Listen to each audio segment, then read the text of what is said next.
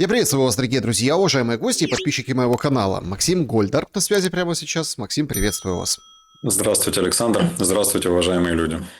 Начать наш разговор я предлагаю с очередных заявлений, публикаций, опровержений. В общем, конкретный журналист, да, конкретный материал в Wall Street Journal со своими источниками публикуют, что было после Мюнхена совещание определенное. И Зеленский сказал: готовьтесь, там 3 года воевать. Переговоры полностью провалились. Почему 3 года, что да как. Ну, в общем, есть такая информация, и вот это опубличили. Уже успели в офисе президента, есть такой спичрайтер и советник Литвин, говорит, это все вранье, это фейк. Ну, то есть конкретно западного журналиста, да, вот обвинили в том, что он фейкометит. Но на самом деле, если мы посмотрим на переговорный процесс, сегодня, кстати, стало известно, что переговоры возобновятся в той же Женеве, но уже на следующей неделе.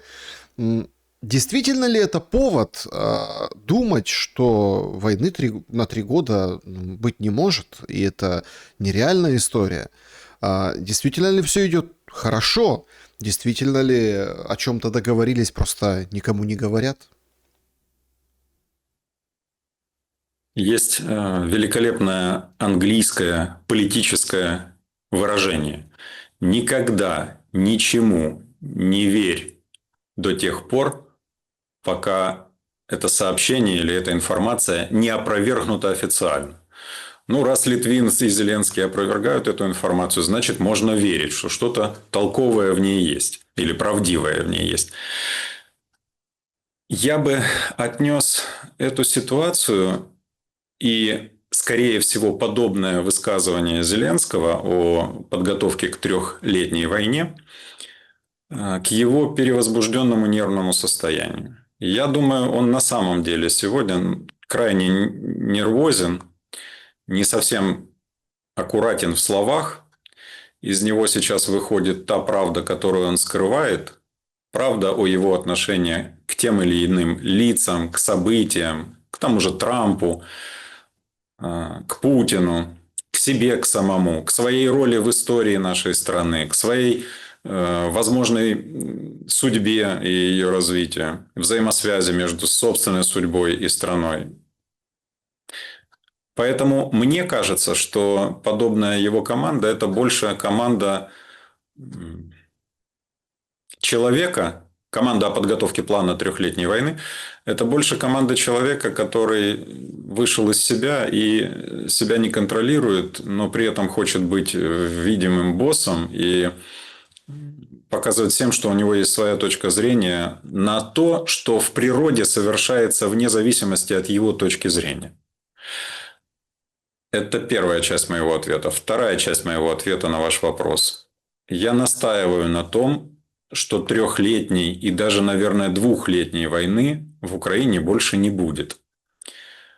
На мой взгляд, все маркеры, или как там любят сейчас говорить, триггеры, или другое какое-нибудь слово, что хотите, индикаторы, говорят о том, что в первую очередь эту 3-летнюю или большелетнюю войну не хочет и не будет вести Россия.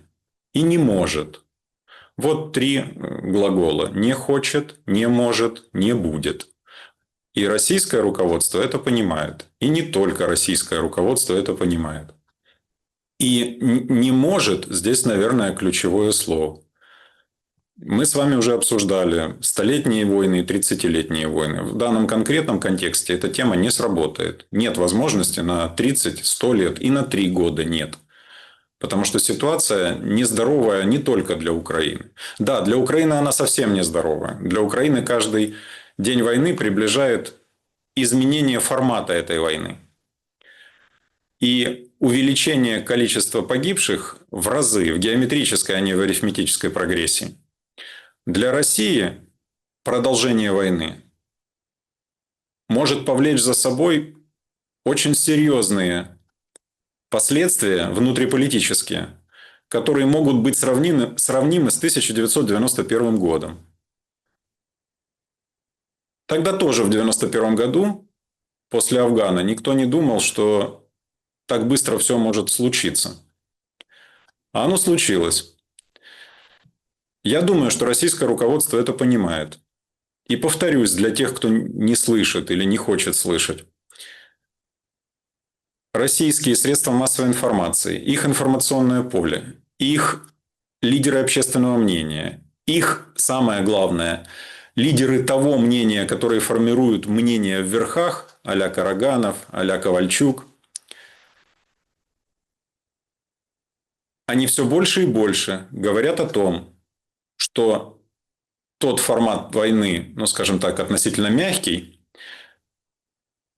больше не подходит.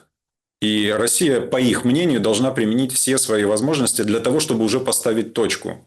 Чтобы был такой Исаак Бабель, у него в одесских рассказах фраза есть замечательная: «Давайте не будем размазывать белую кашу по чистому столу».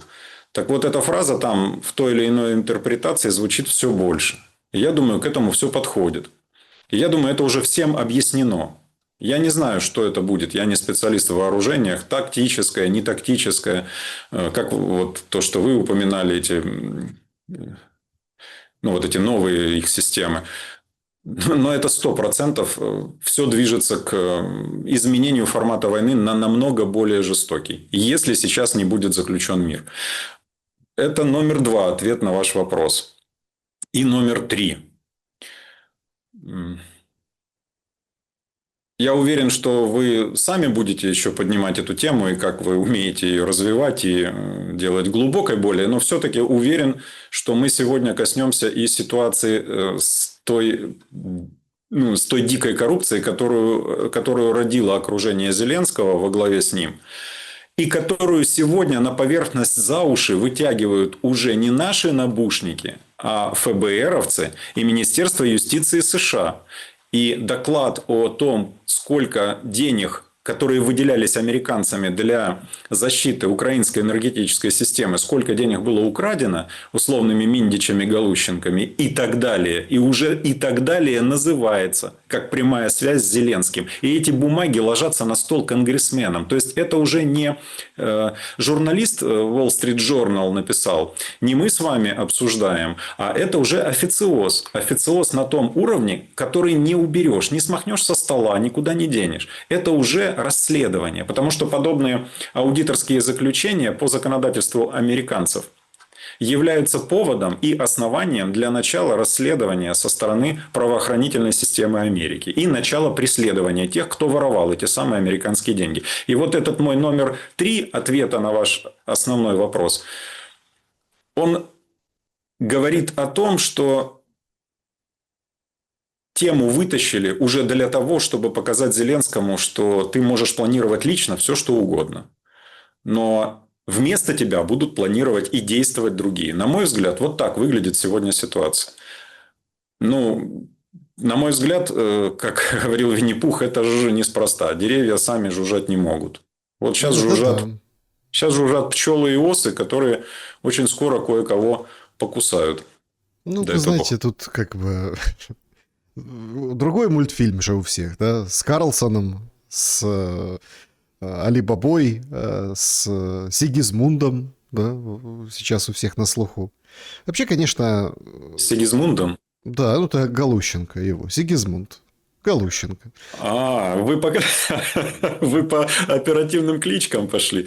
Понятно, я не сразу сообразил. То есть, интересно. Получается очень такая ситуация достаточно специфическая. Все сообщали, что и многие делали предположение, что, наверное, где-то это правда. Когда, например, вызывает главу СБУ Зеленский Хмару и говорит: а ну-ка разберись здесь с этими агентами России. Да, сегодня крупную рыбу поймали, прям целую группировку, которая гражданин Молдовы готовили покушение на каких-то высокопоставленных медийных лиц. Назвали спикера Юсова, спикера ГУР украинского, его должны были ликвидировать. Короче, многих должны были ликвидировать. И это все раскрыли, показали. Наверное, в общем-то, это с этим связано. Но все понимают, что не совсем. Отнюдь не совсем. Потому что если мы попробуем разобраться не только, как вы правильно заметили, в том, что это, например, ФБР, да, они встречаются с представителями Энергоатома. Вот об этом даже пишет пресса. Они встречаются. Где комментарии, по словам Галущенко, офиса президента? Потому что очень легко выйти и сказать «это фейк». Например, в адрес какого-то немецкого журналиста, а вот ты выйди и скажи по поводу того, о чем может рассказать Галущенко, а он уже, судя по всему, ну, готов рассказать многое, если не все. И все четко признают, это не первое лицо, то есть имеется в виду не самая крупная рыба, он всего лишь инструмент, и он готов сдавать тех, кто выше него, выше Галущенко в этой схеме. Все показывают пальцем на Ермака, который нормально себе живет, и вспоминают, как Зеленский рядом с Галущенко стоял и возмущался, выводят деньги, где финмониторинг, а Галущенко кивал гривой и говорил, да, энергетика. Все очень повязано. Вопрос только возникает следующий. Не слишком ли долго это все пытаются родить? И недолго ли рожают это все?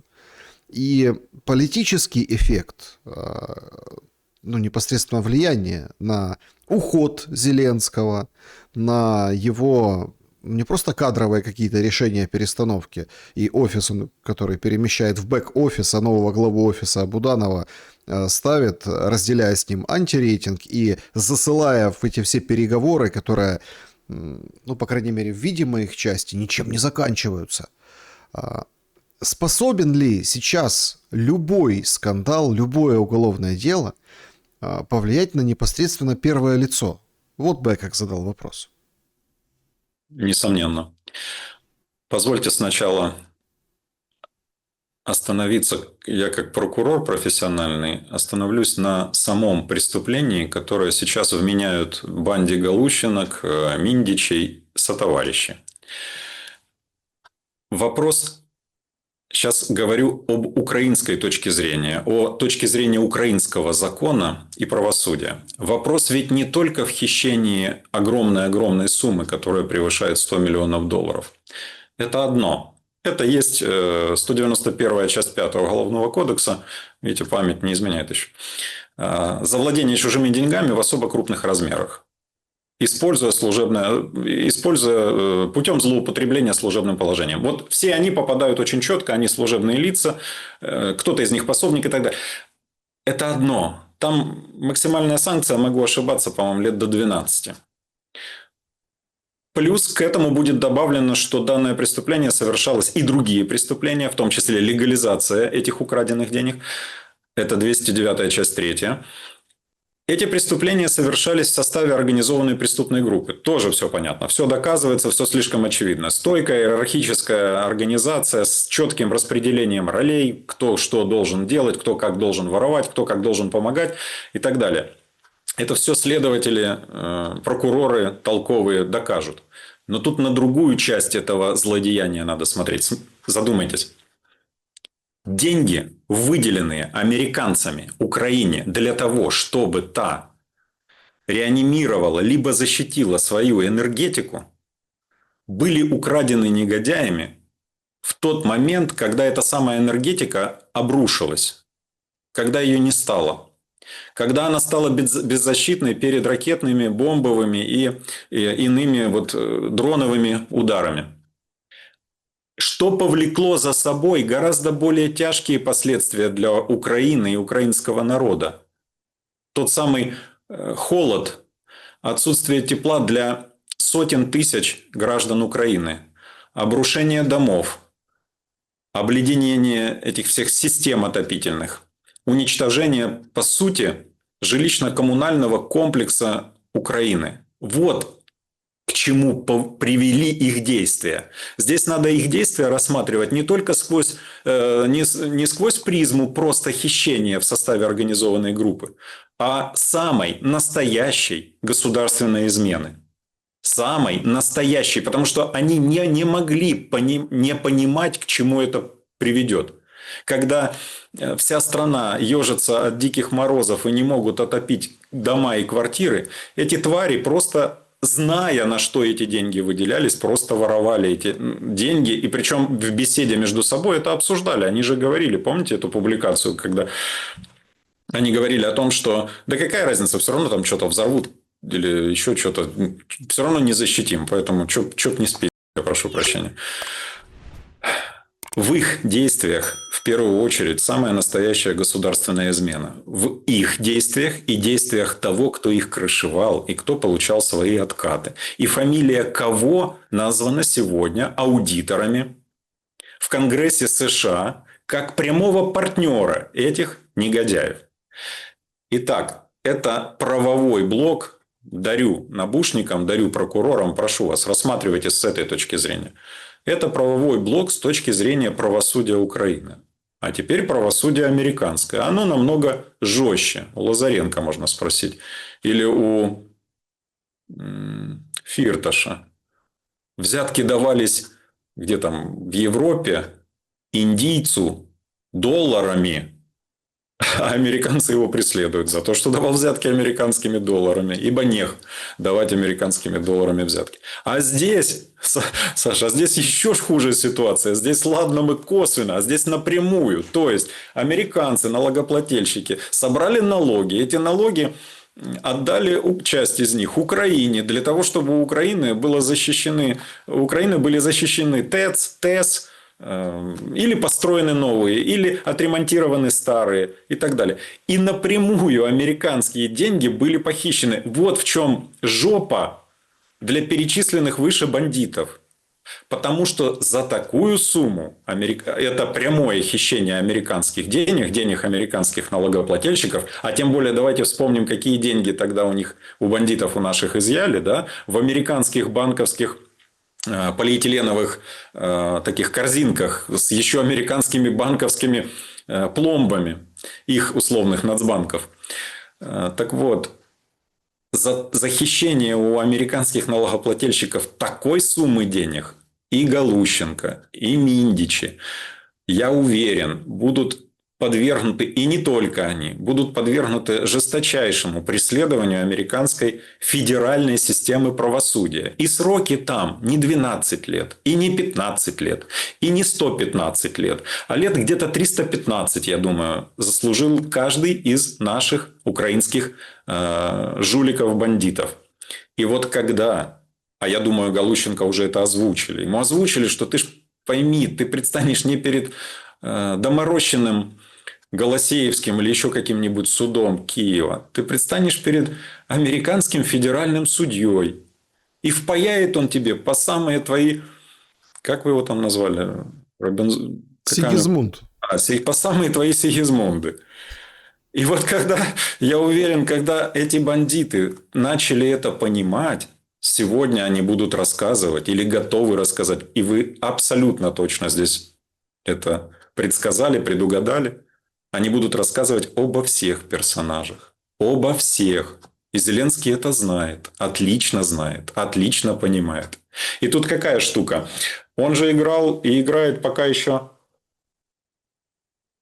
вот в эту свою стратегию, как бы, или Ишак сдохнет, или падишах умрет, да, и он ждет выноса Трампа из Белого дома. Но тут фишка в том, что Трамп знает, во что играет Зеленский.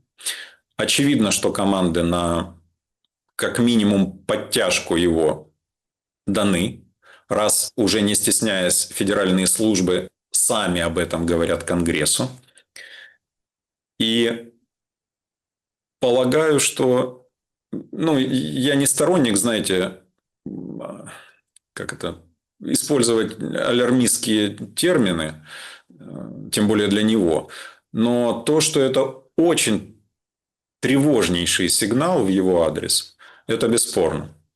И отвечая на ваш вопрос, почему так сложно и почему так долго, я бы отметил, что мы с вами не знаем взаимоотношений всех, как минимум, в американском истеблишменте. Мы не знаем те или иные моменты слабые, которые есть у Трампа или у тех, кто может на него повлиять.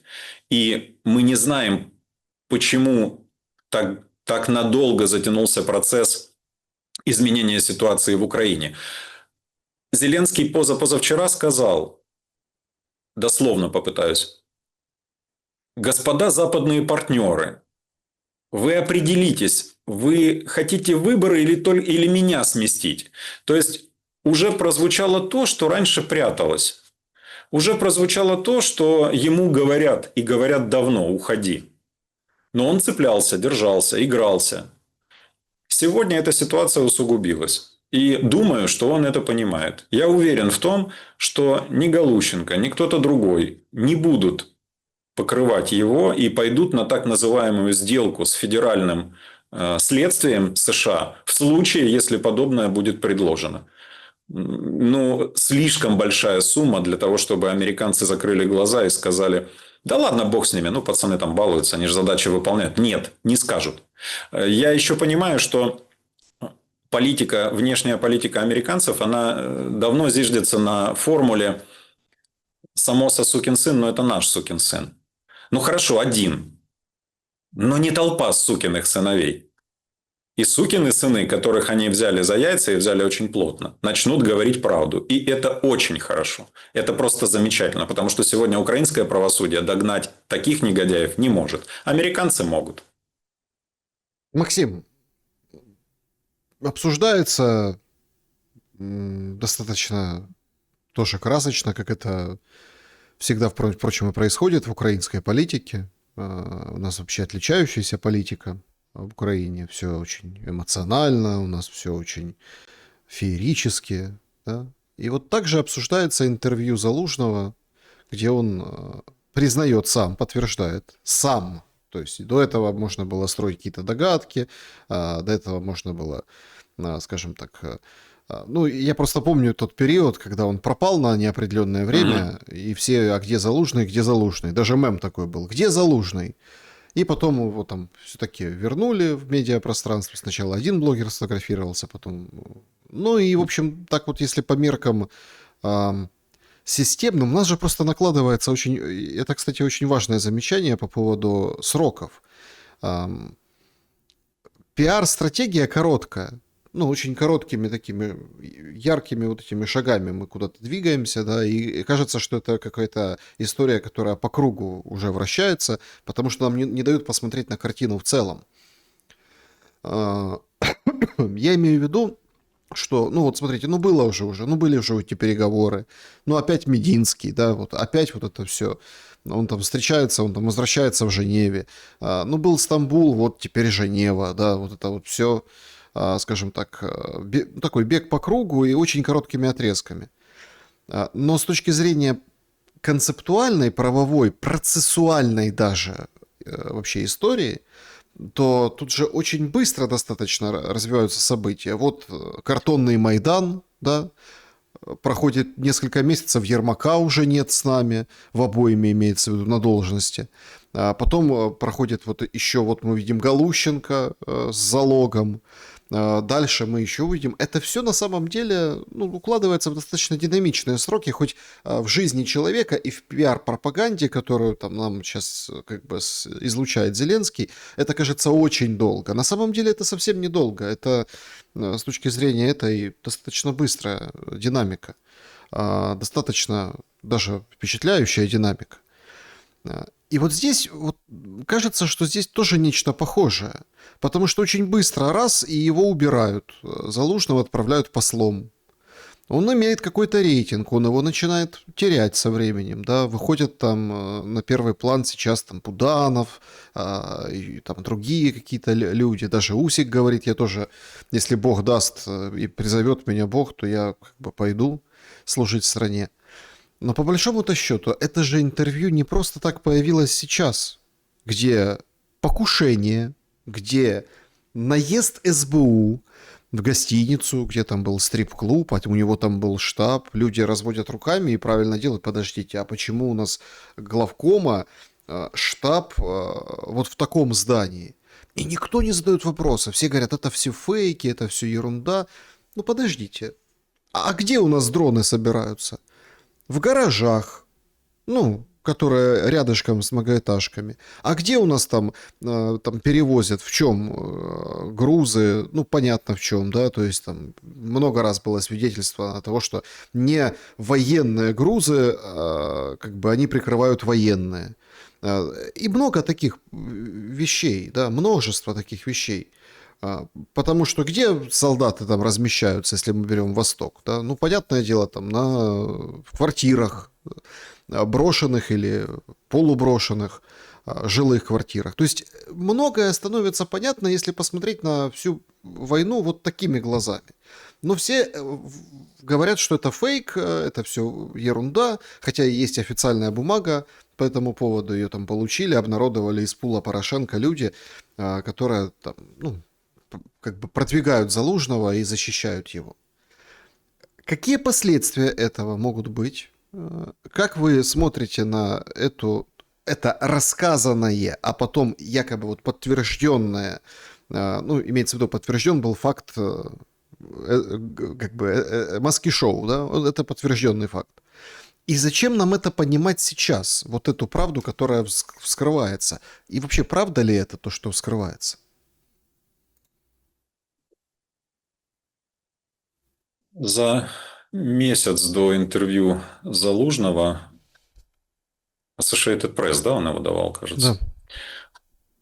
Да. Я предположил, что Зеленский сейчас будет максимально набрасывать в отношении него говно вентилятор, чтобы максимально залепить своего конкурента говном. Я не верю в то, что это разыгранная схема, я имею в виду «зе» и «за». Это моя личная точка зрения, мое наблюдение, мои выводы. Это разные люди, и один очень хочет прийти на смену другому. А почему нет? Нормальное человеческое желание быть на вершине пирамиды властной. Его убеждают, что чем ты хуже, чем этот. Этот с помостков прибежал, а ты почти с поля боя. Ты не хуже совершенно, тем более в глазах армии ты свой, а он чужой. Так вот, я к чему? Я предположил за месяц до того, как опубликована была статья Залужного, о том, что Зеленский будет его сейчас всячески марать и на него переводить стрелки о всех потерях, о всех неправильных военных операциях, о сорванном и, по сути, очень некачественном, как говорят военные сегодня специалисты, контрнаступе 23 года, когда погибли больше 100 тысяч человек, а толку никакого от этого наступа не было. Но, видите, Залужный в данном случае нанес первый удар. Он опередил Зеленского. Он первый сказал о том, что во всех провалах, серьезных провалах этой войны виноват не он, командующий, а верховный главнокомандующий, то есть президент Зеленский на тот момент. Тот давал приказы, тот устраивал, тот виноват в том, что войска были растянуты по всей линии фронта и толком не могли ни наступать, ни толком обороняться. Тот виноват в том, что... В смысле, Зеленский виноват в том, что отправил войска в очевидные котлы типа Артемовска, что работал на политику, а не на военную победу.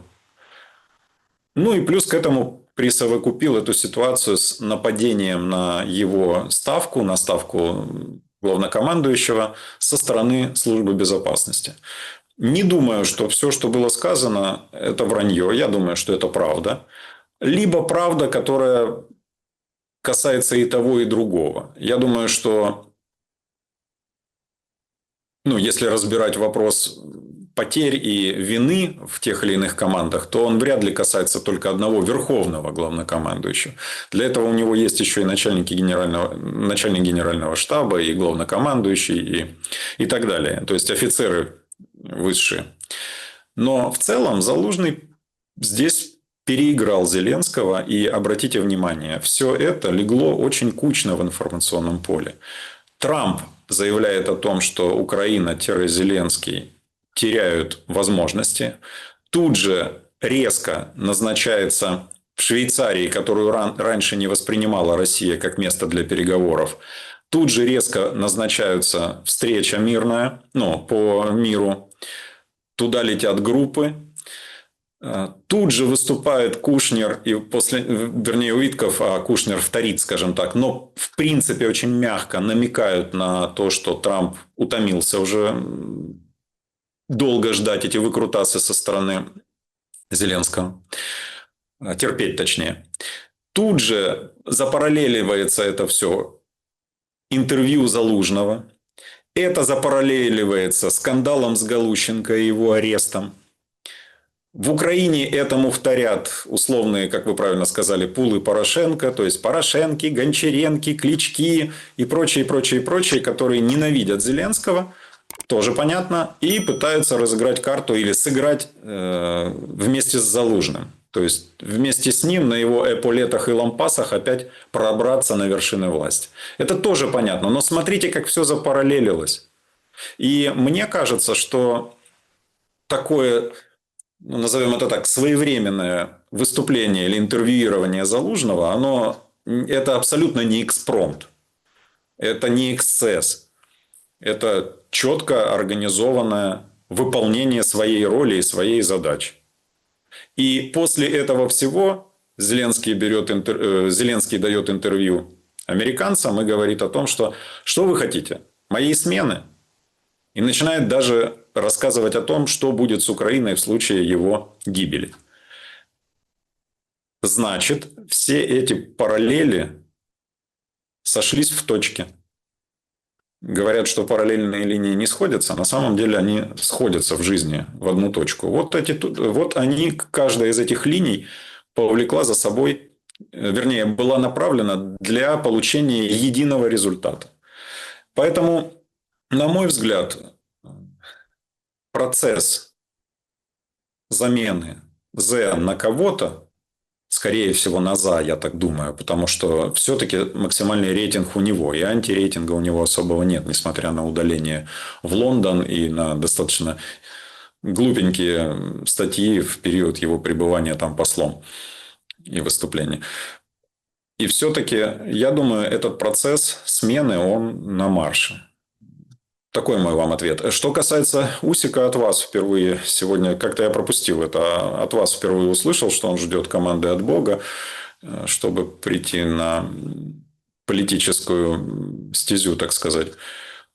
Ну, что ж, я пока свое личное к нему объяснять и высказывать не буду, кроме того, что это великий спортсмен, и раньше он показывал себя достаточно достойным, крепким гражданином. Слово «раньше» для меня важное и ключевое. Сегодняшние современные вещи мне сложно объяснять. У меня даже складывается впечатление, что на некоторые его отступления от того, что он когда-то пропагандировал и говорил, его мог благословить Блаженнейший, к которому он прислушивается. Блаженнейший для него наставник, его учитель, духовник. Ну, в общем-то, для него Ануфрий – это многое. И вполне возможно, что Блаженнейший мог сказать ему, что ты себя побереги, ты можешь еще пригодиться и этой стране, и в этой жизни. Поэтому отходи в сторону. Мне кажется, что ситуация с ним, вот все те отрицательные забросы, которые были в его адрес и по поводу Киево-Печерской лавры, и по поводу его фотографий с СБУшниками и прочее. Это все объясняется намеренными действиями. Мне так кажется. Это, не будем больше об этом рассуждать. Да, может, вам так хочется верить, конечно. Может быть, мне так хочется верить, вы правы. Это же тоже такой момент. Несомненно. Тем более, он это где сказал? Он это сказал якобы президенту Польши, Навродскому. Его разыграли, пранкой развалили. Ну, видите, он же сказал, наверное, от души это. И вообще есть давнее правило, давнее наблюдение, что настоящая власть, она на самом деле дается от Бога. Причем очень... Бывают такие случаи, когда она приходит в руки тем людям, которые совершенно до этого не стремились на властную пирамиду и заниматься государственными делами и управлением. Так и про Зеленского говорили, что это типа от Бога, что это шанс для Украины, что это провидение. Бог ведь не только... Бог ведь своими делами и учит, и наказывает, и лечит. Вот в данном случае, раз вы о Зеленском сказали, то это точно и наказывает, и учит, и Порошенко. Это все из той плеяды наказаний, которые Господь послал в нашу страну. Ну, дальше уже будет теология, я думаю, зрителям не очень это будет интересно. Да и тем Ну, более, вряд ли мы с вами, Александр, теологи это хорошие. да, но смотрите, какая тут еще есть вещь. Зеленский в очередной раз сегодня сделал заявление, что стоим там, где стоим, и, мол, мы и так ведем переговоры о компромиссе. Это уже компромисс. Типа вот так. Он как бы продолжает гнуть эту линию. Но тут вот очень интересно выглядит на этом фоне цели и желания американской стороны и Запада. Почему? Потому что, ну, все же видели картинку с саммита мира. Первого учредительного приехали некоторые лидеры из некоторых стран. Белорусов не пустили, ну, делегацию, визы, скажем так, не состряпали, да, и, в общем-то, никто туда не попал. И они говорят, подождите, как же так? Вы же вот говорили, Пригласили, денег просили. что мы же вот должны бы тоже поучаствовать. Да, не на уровне Лукашенко, но на уровне там, министра иностранных дел. Нет, вот такой мир, такой совет. И странно как-то Трамп выглядит на нем. Понятно, что ему сделали перформанс, он как там рок-звезда, да, как вот бенефис у него. Но он говорит, что будем приглядывать за ООН в этом контексте. Странно все это. Странно выглядит в контексте, ну, понятно, там, благотворительного вечера, где страны скидываются на газу. А ведь этот же Совет мира, он прописан в документах и 28 пунктах, и потом 20 Зеленского. Интересно, вот как-то так получается, что ну вот чуть ли там не Украина уйдет под Совет мира, и вопросы безопасности уйдут под эту организацию. А что она из себя представляет сейчас? На мой взгляд, пока ничего она из себя не представляет. Это одна из инициатив Трампа, которая, как и многие другие его инициативы, были классно разрекламированы по соцсетям, его собственными выступлениями, теми боссами, которые лояльны по отношению к нему, сильно лояльны. И все. То есть прорекламировали, проговорили, но пока все. Что хочу сказать в этой связи? Я абсолютно поддерживаю ту точку зрения, что ООН сегодня не выполняет своих задач, которые когда-то закладывались в смысл создания и существования Организации Объединенных Наций. По разным причинам. По разным причинам. По большому счету мир, как сказала Кая Каллас, вообще глупо ее цитировать, но в данном случае она что-то умное впервые сказала, и я все-таки процитирую, уж позвольте. Она сказала, мир никогда не жил, а сегодня тем более не живет ни по каким правилам. Кто сильный, тот и прав. Вот и все правило.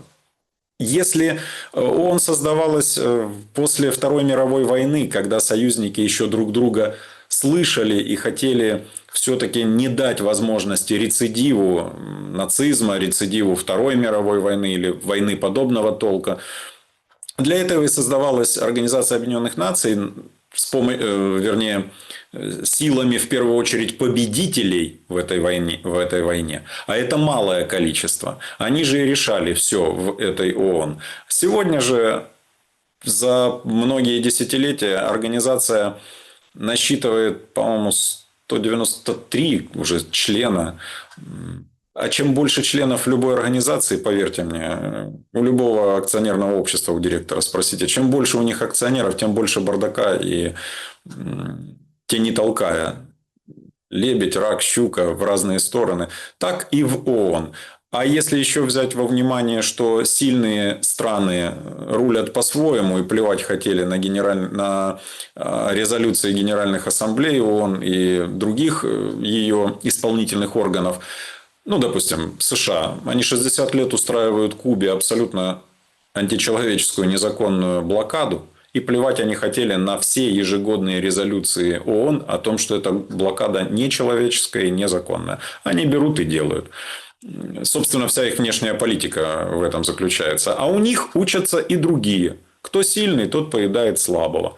Такова жизнь, как сказала великомудрая Кая Каллас. И ООН действительно перестала выполнять свою задачу такого крепкого примирителя и крепкого надзирателя за миром во всем мире. Более того, английские классики еще 40 лет назад в замечательной книжке «Да, министр» написали примерно следующее. ООН – это замечательная международная площадка для выражения взаимной ненависти. Собственно, оно так и есть. Касательно фразы Трампа о том, что его Совет мира будет приглядывать, я очень в этом сомневаюсь. Америка отдает себе отчет, что они сегодня потеряли статус гегемона. Да, это чрезвычайно могучая страна, это сегодня сверхдержава, пока еще. Но уже ее ближайшие союзники боятся ее и не хотят на нее рассчитывать. Я имею в виду европейцев. Они сейчас задумываются о создании собственной платежной системы и не использовании MasterCard и Visa. Они сейчас ищут другие рынки сбыта для своих товаров. Вы это отлично знаете, мы с вами это проговаривали. Индия, Китай, они пытаются наладить отношения с этими огромными странами. Более того, мы с вами отлично понимаем, что первыми, кто поедет в Москву после заключения мира, будут условные президенты Франции, премьеры Германии, кто там еще, Испании и прочие поедут. Ну, потому что поедут. Потому что в 4 раза дороже газ, от которого все зависит у американцев. Это я к тому, что на сегодняшний день сумасшедший дисбаланс в мировой политике. Нет пока еще, я бы не стал говорить, что есть могучий глобальный юг, как говорят об этом, допустим, российские обозреватели. Нет, я так не считаю. Нет его этого самого пока глобального юга. Если просто карту иметь в виду, это одно. Но мне кажется, нужно говорить о каком-то объединении, единении интересов, желаний, воли и действий. Этого нет еще. Но при этом есть уже разбаланс в этом самом объединенном Западе. Очень сильный разбаланс. И заставить все страны вступить в состав этого Совета мира, тем более, что по большому счету нечетко понятно, он как надолго и как вообще для чего. Если он только для того, чтобы управлять и восстанавливать разрушенную Газу на Ближнем Востоке, это одно. Если он для того, чтобы там находить точки соприкосновения, и это будет сделано, и это сделает тот же Трамп, и он первым протянет руку, например, тем странам, в отношении которых он или Байден и прочие вводят или вводили санкции. И он первый покажет, что да давайте договариваться, мы готовы и так далее. То тогда это совсем другой калинкор. И это изменит и статус этого самого Совета мира, и отношение к нему и членов, и тех, кто приглядывается. На сегодняшний же момент, мне кажется, максимум, что сделает этот Совет мира позитивного, это сыграет какую-то позитивную пиар-роль для самого президента и республиканцев на ближайших выборах в Конгресс, куда они идут с достаточно понурыми головами и просчитывают, что они очень могут проиграть. Поэтому, плюс, если к этому добавить в целом достаточно эксцентричные заявления Трампа и его действия, то есть тут ты собираешь Совет мира, а тут ты к Ирану направляешь армаду авианосцев и прочей техники для того, чтобы начать там войну, оно диссонирует с тем, что ты говорил 5 минут назад, и очень диссонирует с тем, что ты говорил перед выборами. У них есть такая, она уже сегодня бывший конгрессмен, но такая крепкая тетка, злая крепкая тетка, Марджорет Грин, по-моему, так звучит ее имя. Она все это время была ярой сторонницей Трампа. Она полностью его поддерживала. Она не боялась никаких нападок на нее со стороны демократов при Байдене. Ну, реально, крепкий боец такой. Так вот, этот крепкий боец сегодня развернулся на 180 градусов и долбит Трампа и говорит: подождите, мы за вас голосовали, мы, Америка, чтобы наши войска не лезли в другие страны, не воевали, чтобы внутри страны был порядок, чтобы не было бардака, бандитов, незаконных мигрантов, чтобы не было коррупции, чтобы в конце концов были опубликованы эти чертовы файлы этого чертового Эпштейна и так далее. Вы же ничего этого не делаете. Мы за вас голосуем. То есть она и такие, как она, идут в атаку сегодня на Трампа. У него очень внутри непростое положение. Очень непростое. Да, он много вестов набрал в глазах своих избирателей. И, кстати говоря, я думаю, что в глазах американского избирателя, и так думает Трамп, если у него получится в этом году закончить войну в Украине, то рейтинг Трампа вырастет, а для Трампа будет чем, ну, простите за сравнение, вишенка на торте. Да? Он там говорит, что он 8 войн прекратил уже за этот срок. Вот он будет говорить, а вот это 9-я, которую я прекратил, и я молодец, и так далее. И знаете, американцы будут в это верить и будут где-то кивать гривами. Они, среднестатистические американцы, они не умнее среднестатистических украинцев или русских. Я выбираю сейчас очень мягкие выражения. Кто хочет посмотреть, как выглядят они, внимательно и с удовольствием посмотрите фильм «Три билборда на границе там, чего-то, штат Миссури». Кажется, так этот фильм называется. Обалденный фильм. Он именно делает срез среднестатистического американца. Так вот, такие среднестатистические американцы, вот эти все фишки о том, что я там войну прекратил, я там то сделал, я в Венесуэле нефть забрал, ваши налоги не идут больше в Украину и так далее, он на этом очень неплохо может подняться. Я, кстати, и не говорю, что эти заявления были бы ложными. В них много правды. Поэтому, Александр, я полагаю, что Совет мира на сегодня не будет восприниматься как замена ООН. Во всяком случае, на сегодня. Об этом, в частности, говорит китайский лидер. И он говорит, что у нас для урегулирования мирных вопросов есть площадка под названием Организация Объединенных Наций. Россия в этом случае, я уже привязываю тему к Украине, она говорит о том, что Россия готова рассматривать момент внешнего управления, временного управления Украиной, например, под эгидой ООН. Я не думаю, что эта тема нравится нам, гражданам Украины, но между тем такой месседж идет, и этот месседж обсуждается. Возможно, он обсуждается на площадке под названием Совет мира, где-то там рядом с Трампом. Возможно. Получается, что ООН будет приглядывать за Украиной, а Совет мира будет приглядывать за ООН. Да. Только знаете, чем закончится? У 7 нянек будет дитя без глаза. Так и дитя уже без глаза. Это правда. Кстати, вот хочу... 2 момента. Простите меня, но раз уж...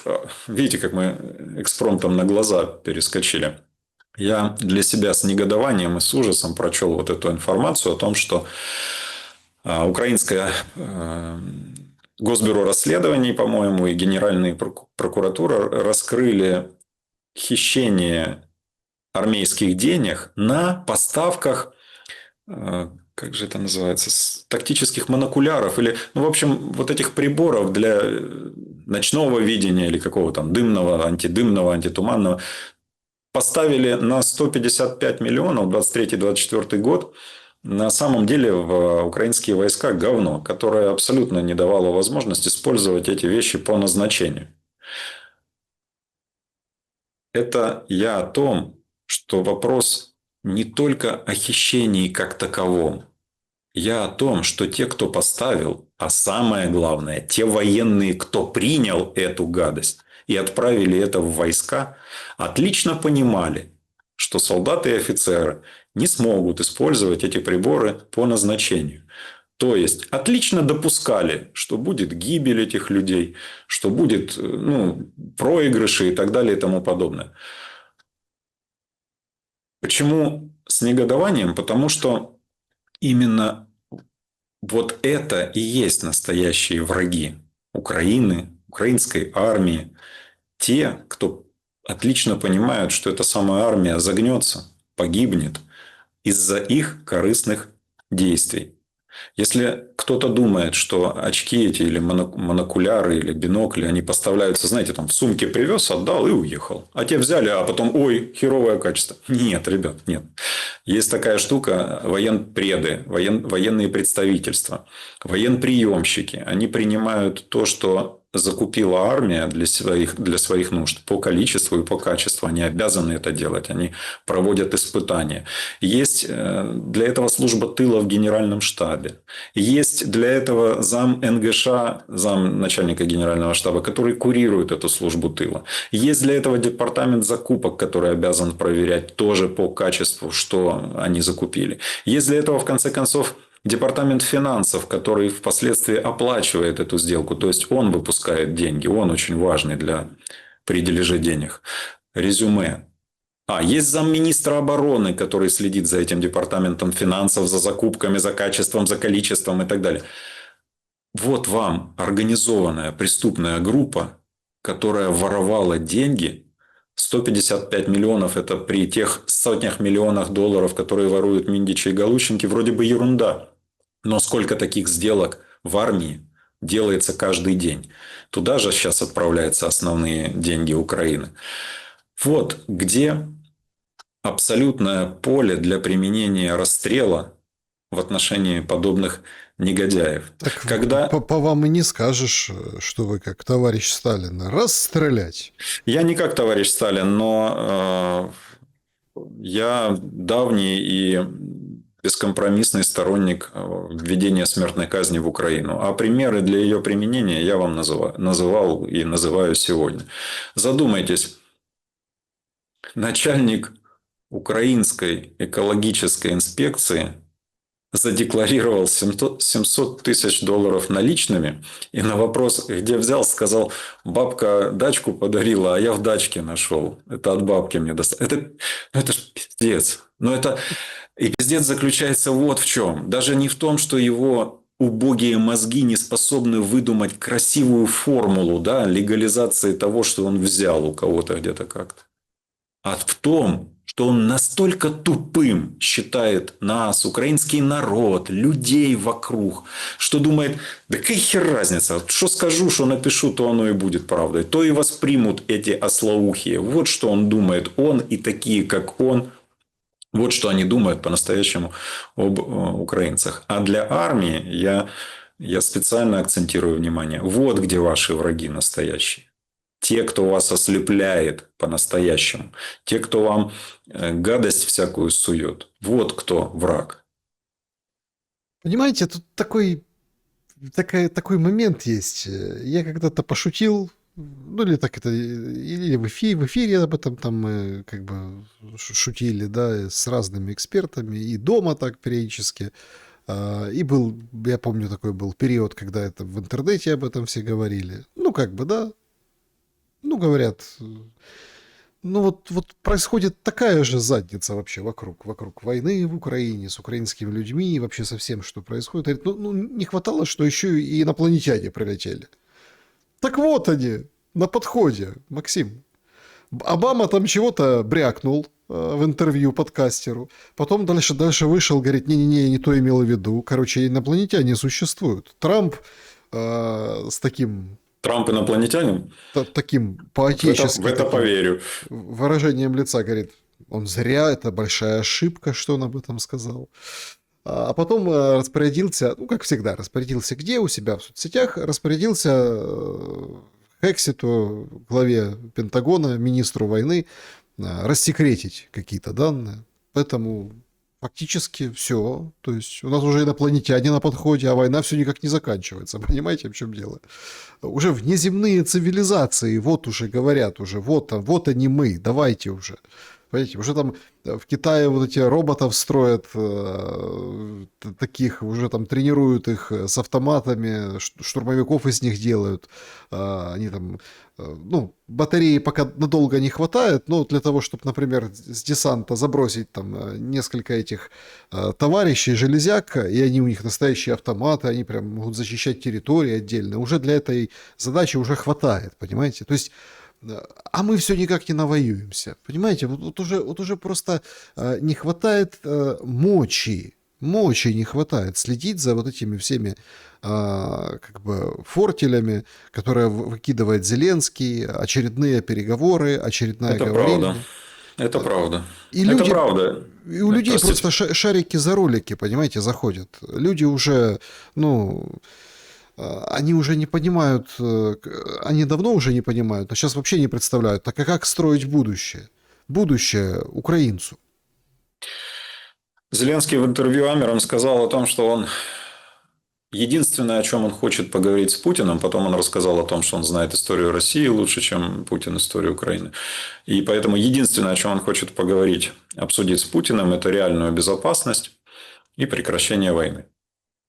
Зачем он об этом рассказал Амерам? Причем здесь американский журналист? Ну, если ты это хочешь сделать, тебе уже трижды поступило приглашение смотаться в Москву и обсудить это с Путиным. Ехай, ехай и обсуждай. Трамп обеспечит тебе охрану. Да Путин не тронет его. Путину это не нужно совершенно. Вот сегодня он его в Москве не тронет. И безопасность ему обеспечит не хуже трамповской. Невыгодно сегодня, чтобы с Зеленским что-то в Москве случилось. Но это я к тому, что вы правильно подметили, что как утомили все эти базары, вокзалы о том, что надо, вот я задумываюсь, единственное. Ну, если ты задумываешься об этом единственном, едь туда, езжай. Езжай и веди переговоры. Просто если тебе переговоры нужны для шоу своего очередного, это одно. Оно нахер никому не нужно. Ни Украине, ни русским, ни Путину, даже Трампу не нужно. Но если ты хочешь действительно спасти людей, почему ты до сих пор не там? Что там страшного? Я не хочу уже вспоминать за 19-й год, когда он на Донбасс обещал поехать и прекратить войну на Донбассе. Как он говорил, я хоть с чертом встречусь. Да? Но он же ничего не сделал. Я не хочу уже, нет смысла, потому что мы понимаем, что ложь на лжи и ложью погоняет. Это суть конкретного человека. И поэтому я вспомнил вот эту его фразу, которую он произнес недавно в интервью американцам о том, что он очень хочет это обсудить с Путиным. Для того, чтобы, пожалуй, еще раз объяснить, что с ним толку не будет и мира не будет. Не говоря уже о том, что Путин не будет с ним встречаться. Мне думается, что прилети Зеленский в Москву, он бы встречался не с Путиным. Там был бы целый ряд важных сановников, но мне думается, не с Путиным. А если с Путиным, то это было бы настолько закрыто, и там не было бы никого, и подготавливаемое шоу было бы этим самым нивелировано, оно бы ни к чему не привело. Поэтому мне кажется, что его неконструктивную, а скорее деструктивную роль понимают уже и американцы, и те европейцы, которые педалировать начали за мир. Они понимают, что нужно менять. Дальше будет хуже, и это хуже может выйти из-под контроля со всех точек зрения. Мне кажется так. И вот когда Владимир Зеленский проговорился: вы хотите, уважаемые господа западные партнеры, меня сменить? Он это сказал. Это не мои слова, это его слова дословно. Он сказал и назвал вещи своими именами. И он знает о том, что да, западные господа, пусть там партнеры, хотят его сменить. Это слишком очевидно. Что касается инопланетян, я не специалист в этой области совершенно, но помню слова Хокинга, великого Хокинга, который сказал, что человечество допустит великую большую ошибку, смертельную, когда тем, что призывает неизвестные для него, для человечества, чужие миры к связи, к взаимоотношениям и так далее. Потому что, скорее всего, человечество наткнется на более развитые цивилизации. И эти развитые цивилизации, скорее всего, поступят с человечеством так, как человечество поступает у себя на планете с менее развитыми видами жизни. Поедает или уничтожает себе подобных. Так выглядит вся история человечества. Поэтому я искренне не радуюсь подобным достижениям, если они есть. Я искренне не радуюсь подобным громогласным заявлениям о том, что мы там установили контакт с инопланетянами. Что касается того, на самом деле это так или нет, не знаю. Но сегодня те физики, которые... Один из знаменитых физиков современности, японец по фамилии Сон, по-моему, или Сон, он говорит о том, что он, будучи ярым антагонистом религии и не верящим в свое время в Бога, сегодня, благодаря своим собственным исследованиям и опытам, пришел все-таки к тому, что Вселенная, мироздание создано кем-то. И почему в связи с этим не представить себе, что если Бог создал и нашу Вселенную, и нашу планету, и нас с вами в том или ином, ну, тем или иным механизмом, неважно, то почему не представить себе, что до этого им были созданы другие вселенные и другие цивилизации. Поэтому не знаю я, есть они там или нет. Очень вероятно, что есть. Что касается того, что Трамп указы свои публикует в этой собственной соцсети, это вообще удивительная вещь. И вообще его поведение в данном случае крайне, мягко говоря, удивительное. Это же там он опубликовал ролик с Обамами, где они в виде обезьян, да, и бананы едят. Так? А потом сказал, а это не я, это там кто-то другой опубликовал, а я извиняться не буду, нет в этом ничего российского. Это, знаете, говорит о том, что на самом деле геополитика настолько сегодня вышла из берегов какого-то взаимоуважения, взаимопонимания, на самом деле играют роль симпатии личные, они играют роль, и сила. Полагаю, так. Выглядит все именно так. Мне кажется, что Трамп на самом деле очень искренне симпатизирует китайскому председателю и русскому президенту. Это мое умозаключение из того, что я вижу. Между ними что-то есть. Чем это объяснить? Рацио? Нет, это не рацио. Каждая из этих стран в той или иной степени достаточно самодостаточна. И достаточно в состоянии отбить нападение другой такой же страны. Здесь вот что-то есть на уровне, как это, флюиды, да, называется, на уровне флюидов. Когда-то в XVI веке была написана книжка «Карманный оракул». Ее написал Бальтазар Грациан. И там как раз обсуждалась вот эта вещь необъяснимой симпатии, которая дает, ничего не прося взамен, и влечет за собой уважение и, может быть, даже любовь, казалось бы, без каких-то объективных причин. А вот если нет этой таинственной детали, таинственной чувственности, то никакие старания не помогут. Так писал Бальтазар Грациан. Я думаю, что это правильно замечено, это и есть часть природы человека. Вспомните каждый свое окружение, где вы кого-то уважали, защищали, продвигали, помогали, симпатизировали ему. Хотя с точки зрения рацио и с точки зрения объективности, наверное, и не за что было. И сколько людей, которые, наоборот, заслуживали вашего внимания, лишились этого внимания или оказались без него. Так, я думаю, и взаимоотношения с лидерами. И, кстати говоря, подобная моя уверенность и мои наблюдения еще раз все-таки убеждают меня в том, что при правильной постановке вопроса Украина получит мир в какие-то обозримые ближайшие месяцы. Я этого ужасно хочу. Как и вы, кстати, Александр. Да, безусловно. Друзья, всем большое спасибо за то, что побывали на нашем разговоре. Ну, как-то хотеть не вредно, знаете, всегда говорили.